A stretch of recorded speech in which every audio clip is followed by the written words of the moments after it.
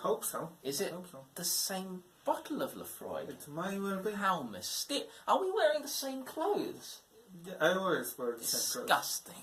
It's not even Come on, washed. No, it's efficient. Anyway. Yeah. Speaking of scotch, I could do with a top-up. You could. You could do with a top-up, but you can't. Because you finished it. Oh, I see. Yes. Well, that's a bit disappointing. Luckily, we have a bottle of something else. We do. Hold that. So I finish what you got first, dearie. Come on. You're not my mum or anything. Anyway, no. Back to relevant stuff. Yes, so we've complained about what we don't like. We've talked about what we do like. Trying to be encouraging and yet ending up complaining. Still complaining. Yes.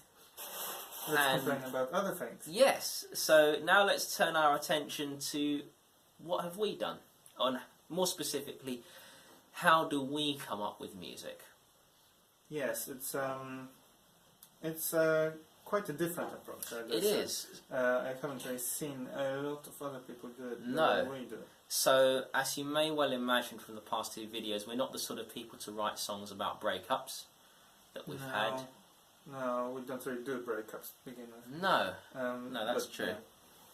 Yeah. But aside from that, okay, I would say actually the process has changed a little bit, because originally it all stemmed from you getting really bored in the office. Yes.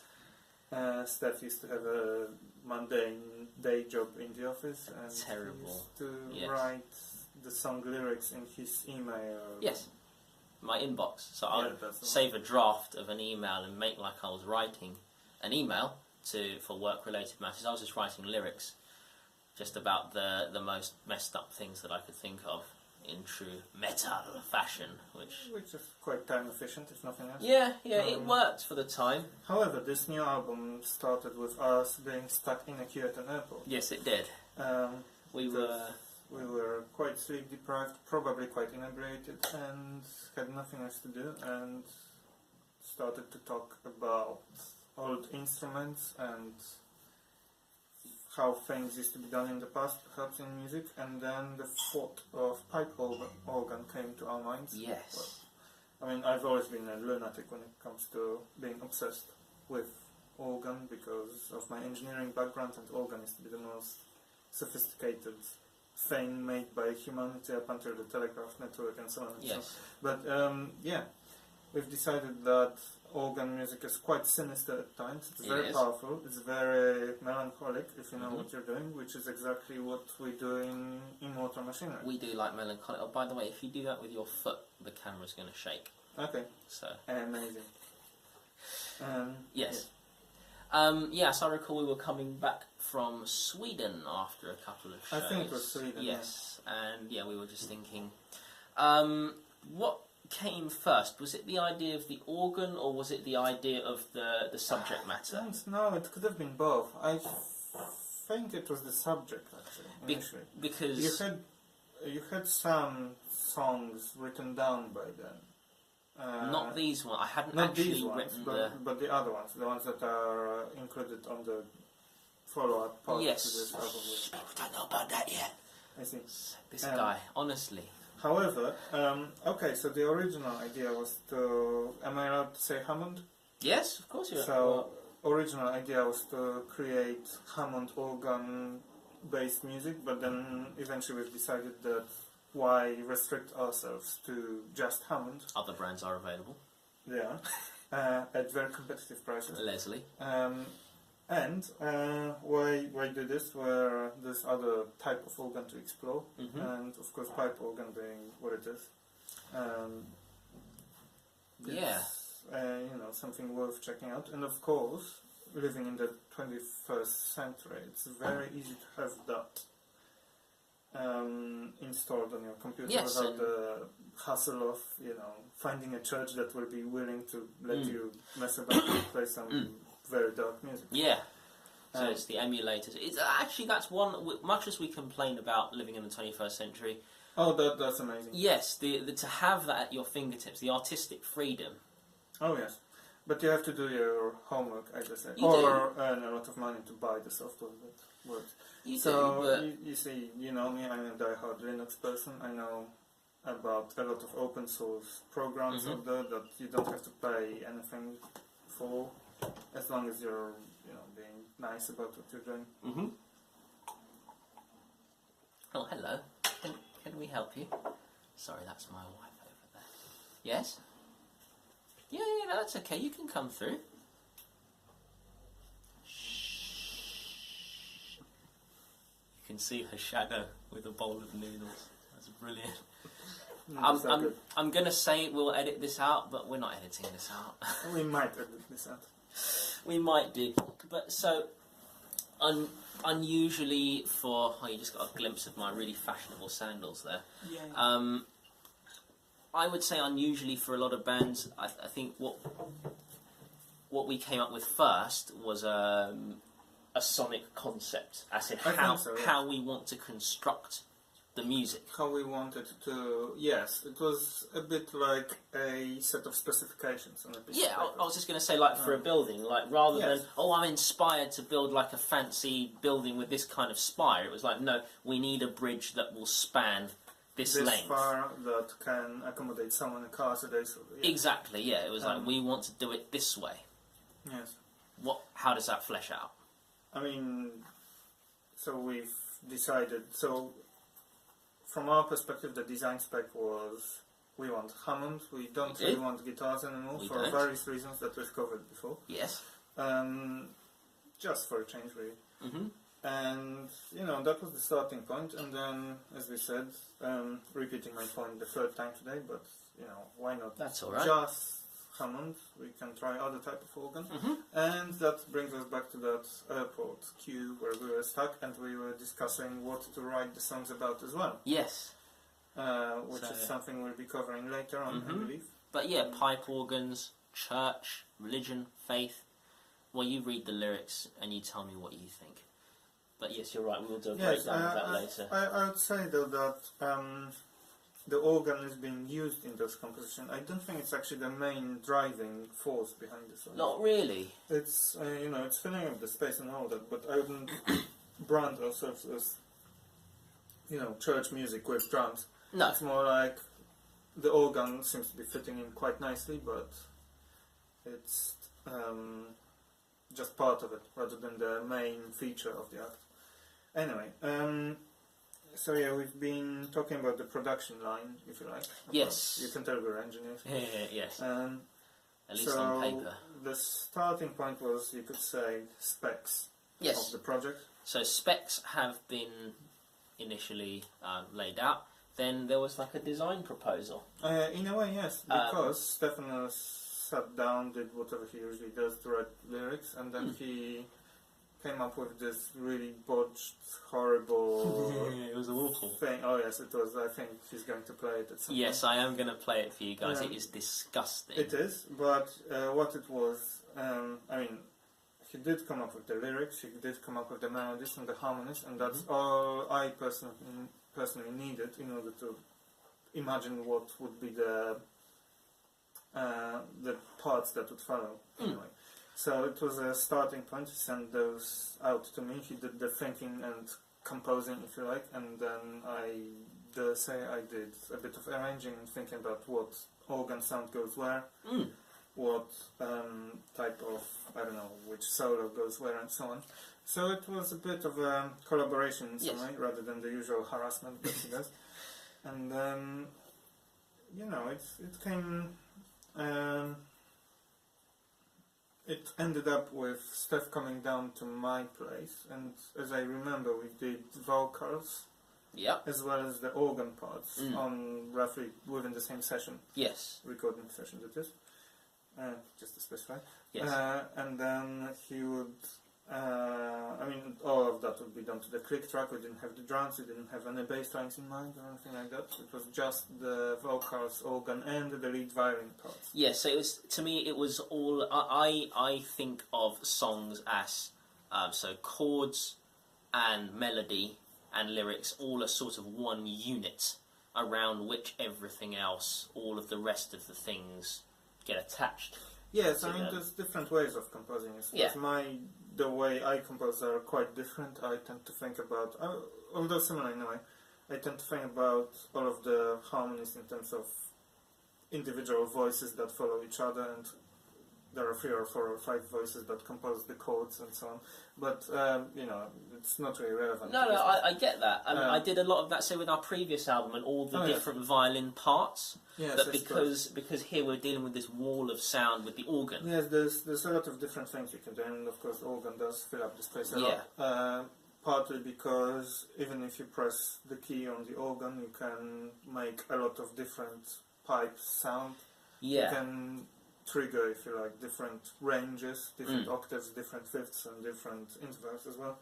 So even playing one note involves with a sometimes relatively complex, well, not complex as such chord, but spacious sound. Yeah. Which of course everyone knows, because everyone knows what the organ sounds like. Yeah, so after having set the structure by lyrics and melody, I think one of the very important things that you contributed with, although obviously it was me pressing the keys for the most part of the organ sound, that's me playing, but I think your understanding of the organ... misunderstanding, maybe. Yeah. Yes. Informed... By no means an organ composer or an organ player. Just okay, you can stop denigrating yourself now. I like it. However, what I did was, I don't know how familiar people generally are with how organ works, but you have a lot of, if you like, stops or switches that you can pull in or out and make various type of pipe sound, and this is what I was doing, of course not physically, but using the software. Yeah.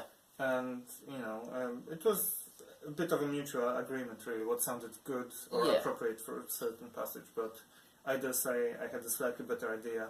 Yes, you did. Step did about what was going on, so but, that was my job. But my point being that then, after I'd set the structure, what you did then set the mood. In a way, well, yes, if you like to call it that. Of where do we get heavy, where do we ease up? Yes. Things like that. Dynamics. Dynamics, yes, this is what we did. And the following step was actually to do a bit of homework by listening, finding bands we like, and so on, in terms of the drum parts. Yes. Because me being bassist, I can't really come up with bass lines or ideas without having the drum parts done. So at this point, of course, none of us played drums. I did try, trust me, it didn't end very well. Shall we play them that mock-up? Maybe, no. Okay, go. Yeah. So we've done that, and then we've decided that it's not a good idea to have me on drums after all, and we've decided to pay someone to do it. Yes. And we found a guy that is the nicest guy on the planet, and he was really, useful, and he agreed to do it for us. We did play with, he did play for us. Yeah, once. Live. Yeah, we had him for one show. What I like about what he's done is that he's got a very deep understanding of both jazz and metal.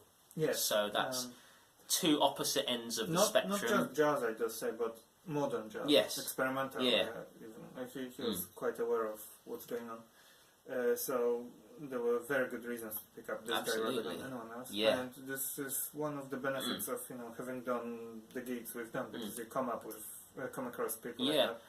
Actually, on that point, because I saw him today, something very interesting that he said to me that to me it was like the most natural thing in the world for us to do, but to him it was quite unusual as a session musician. He said to me, well, what I loved about the process was that you didn't give me some crappy MIDI drum part and say, can you play something can you play something that's like this but nothing like this, please? Yes, what we did instead was we looked up recordings we liked. We both agreed. I think there's about 10. Yes. Window. So can you list a few? Anything that Mark Giuliana did. There's a couple of Giuliana recordings. He's my favorite drummer in terms of the fusion drummer. Yeah, did we send him some stuff from Black Star, the Bowie album? I think so, yes. That's a huge influence for me, personally. But also I've been converted as well at some point. What else did we do? We did that Polish cello guy. I'm going to butcher him. Yes. Who's a huge influence for me personally. Who was that other one? there was a couple of other things. Exvius. We must have seen some Exvius. We've done some Exvius, so progressive fusion metal. Yeah. More on the metal side. Yes. From the Netherlands or Belgium? Yes, Netherlands. I'm going to... One of those insignificant European countries. Stop doing that with your foot. I'm doing that with my foot. Anyway, to bump the camera. Who else was there? I mean, you probably get the idea. Yeah. So it's like, here's who we like. We know you can play like this. Have fun. But I think a very interesting point is that none of those recordings were actually metal or rock or heavy music. They were all kind of experimental, in a way, very weird songs. And the drummer did a very good job at very much taking those influences in. He did say that he was a bit, what's the politically correct word? I don't know politically correct words. Okay, we're bored with all of the mundane stuff he normally does as a session musician. Yes, yeah. Like you're sending the MIDI track and don't make it sound like the MIDI. So, you know, from our point of view, we wanted his personality to show through those tracks. At the same time as, you know, taking those couple of songs we like as guidelines. And he did a splendid job on that. Not trying to sound too high and mighty or highfalutin with it, but is that not the job of like a good employer, is to pick someone who you think you can allow to do a good job on their own terms, rather than someone you have to micromanage? What's the point in doing original music if you're kind of not doing original music in some ways? If you're trying to impose your own ideas onto someone else, that's not as original as it should be. I just don't understand. If we could come up with better drum parts than a good drummer, then we would be doing the drum parts. Exactly, which was not a good idea because we thought it might be worth giving a shot, and it wasn't. And I think that was very, very sort of intellectually honest of you to let go of it and say, I'm not doing a I was job going to cheat, obviously record everything at a third of the speed, if that, and speed it up for the actual recording and so on. There's a lot of tricks you can do, but I think we've done a very good, we've made a very good decision. Taking someone that actually has a very, very, very good idea. At musicality and then the production line spins back around to you because you're doing production, as in like mixing, bass takes as well. Of course, sorry, I forgot bass. Being a guitarist, so after, but a bit less bass in my monitor, please. A little bit, bring it down. I mean, after so far, I've only recorded the first two. I've done the second one as well. But of course, the funny thing is that we've decided for no reason whatsoever that we want double bass on this recording, which I've never played before. So I had to obtain the instrument and destroy my fingers by trying to play it, which was, a bit worth it. Pain is always worth it. Oh yes, it was. It really was. And then trying to make it sound vaguely in tune, trying to make it sound vaguely consistent, which may or may not have worked, but to my ears it's probably good enough for a debut. So yes, it was, in my head, it was, as soon as I heard the drum parts, it was reasonably obvious to me what I wanted to do with them. It was, it was all in there. And quite refreshing to be back, to have been playing bass again as opposed to drums or other instruments that I never played. So that sort of fell into place reasonably efficiently. I think we've spent a couple of hours doing the bass takes, which I redid altogether anyway afterwards, but that's a different story. And then, production. That was probably the most mundane step. Yeah, because there wasn't a whole lot to do, really. No, I didn't do much on it. I mean, the drums were recorded really well. The drummer did it. He recorded everything in his own studio. Just in his house, I think.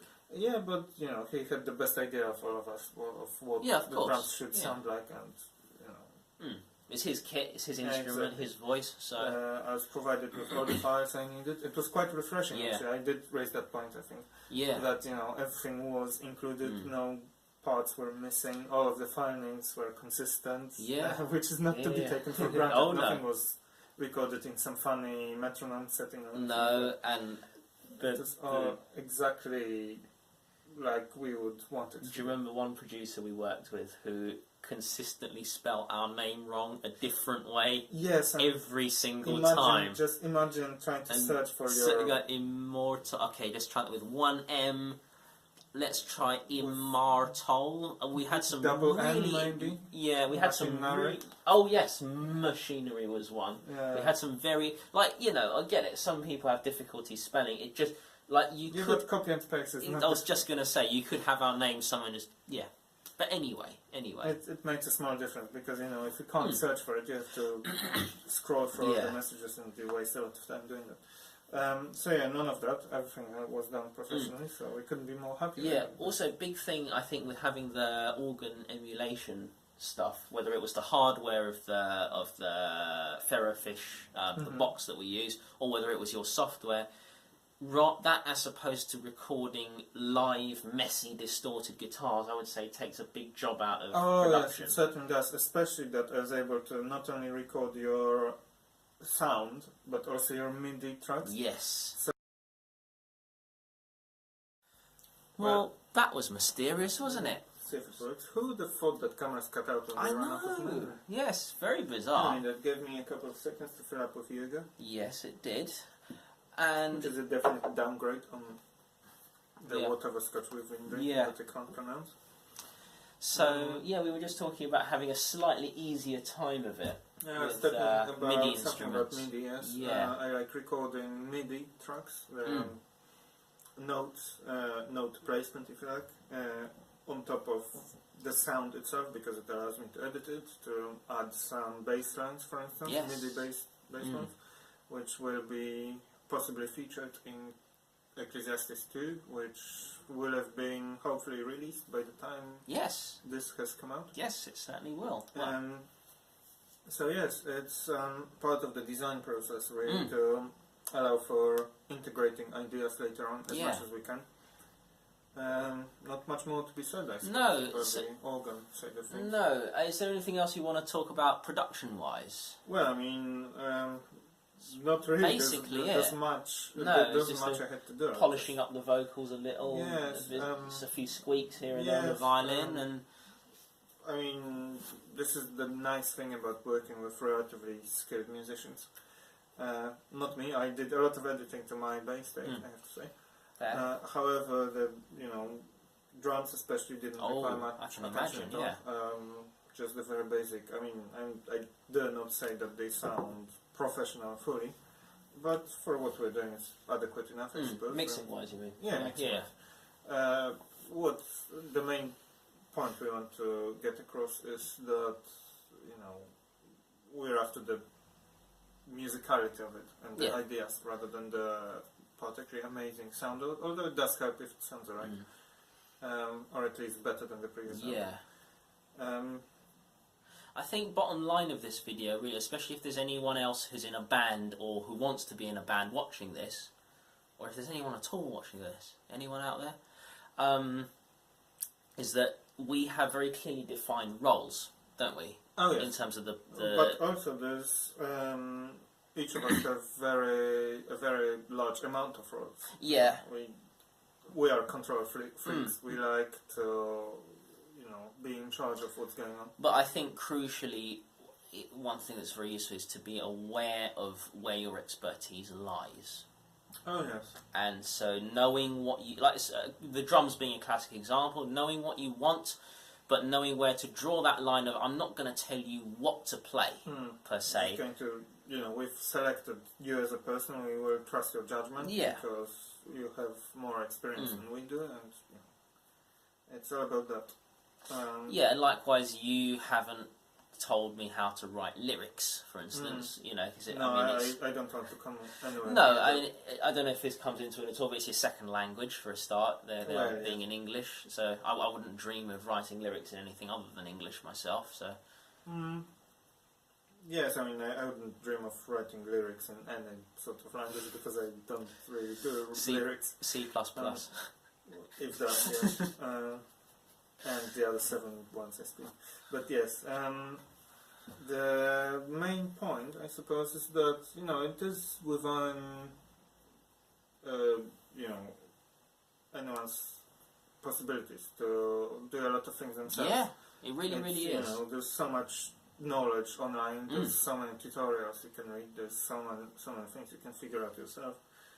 There's not always much point paying someone. Painting someone. Yeah. Well, there's no point painting someone if you're me. That's the sentence. But if you're paying someone a couple of £100 to do something that you could perhaps not do as well, but well enough for the purpose. Yes.